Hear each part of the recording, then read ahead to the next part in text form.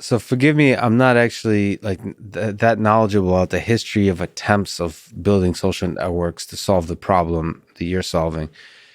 But I was made aware that there was an app or at least a social network called Yik Yak that was had a similar kind of focus. I think the thing you've spoken about that differs between Librex and Yik Yak is that Yik Yak was defined. Am I pronouncing it right? Even You're good. I'm good. I met the founder, so I can confirm. Okay, you can confirm. Cool. Uh, that it was constrained to a geographical area versus like to the actual community, um, and that somehow had fundamental like actual differences in social dynamics that resulted. But can you speak to the history of Yik Yak? Like, how does Librex differ?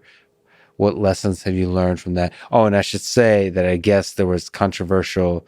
I don't know. I didn't look at the details, but I'm guessing there's a bunch of racism and hate speech and all that kind of stuff that Absolutely, emerged there was. on Yik Yak. Okay, so that's an example of like, okay, here's how it goes wrong when you have anonymity on college campuses.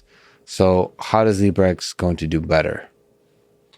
Yeah, you guy got a lot of problems, content problems, but the content problems go deeper than maybe what the press would reveal.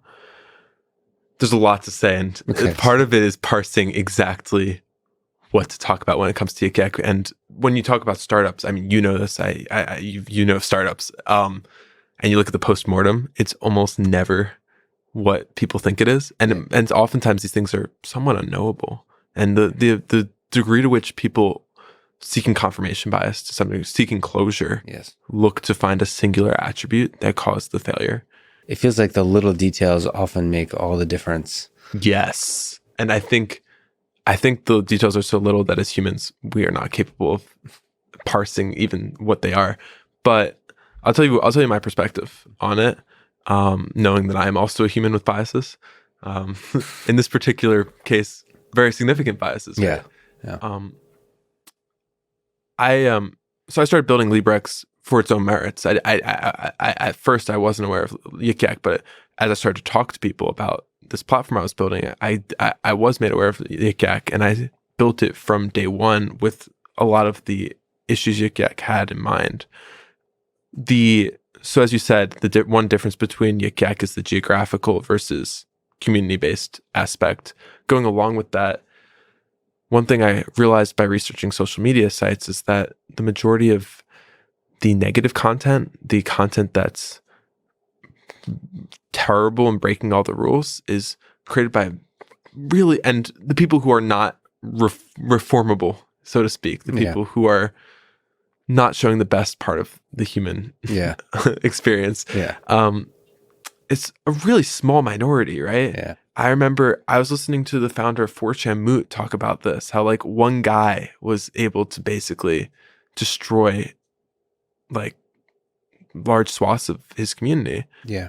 That's part of what makes it exciting for that minority is how much power they can have. So if you're predisposed to think in this way, it's exciting that you can walk into, like I mentioned the party before. You have a party of a lot of positive people, and it feels, especially if you don't have much power in this world, it feels exceptionally empowering to just to destroy like the lives of many. And if you think this way, it's a problem. But I'm hopeful that you're right, that in most cases it's going to be a minority of people.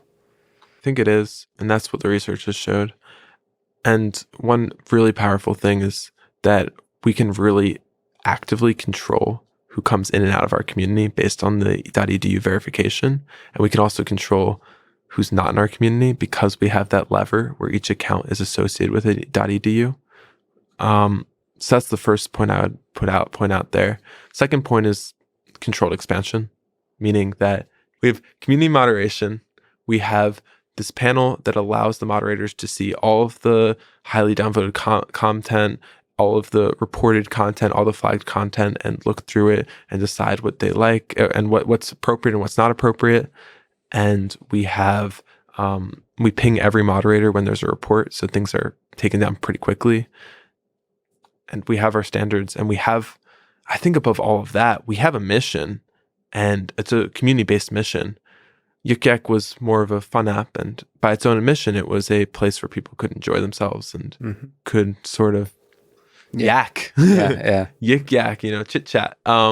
We have a bigger purpose than that, frankly. And I think that shows in the people who self-select to be on that app, to be on Librex, and to be on Yik Yak, respectively. The last thing I'll say is Yik Yak was very few characters. It was a Twitter-esque platform. And that doesn't allow for a tremendous amount of nuance. It doesn't allow for a tremendous amount of conversation. Librex is much more long form. And so the kind of posts that you'll get on Librex can span pages. They're like, what people are starting to realize is that they can reach a lot more people at a lot more pertinent of a time, a lot more quickly by posting their thoughts on Librex than if they went to their school newspaper.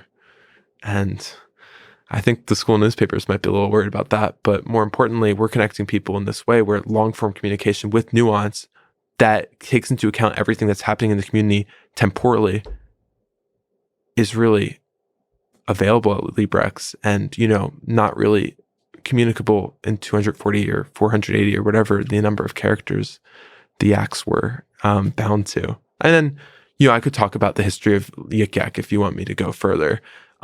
They started, I think they were at 12 schools, and then spring break hit. People told their friends, look at this app. 1,000 schools signed up and had active communities. They had a problem on their hands. I see. And then the high schools come on board. Yeah. I think a lot of the things you said ring true to me, but especially the vision one, which I do think having a vision in the leadership, having a mission makes all the difference in the world. That's both for the engineers that are building, like the team that's building the app, the moderation, and users, because the mission carries itself through the behavior of the people on the social network.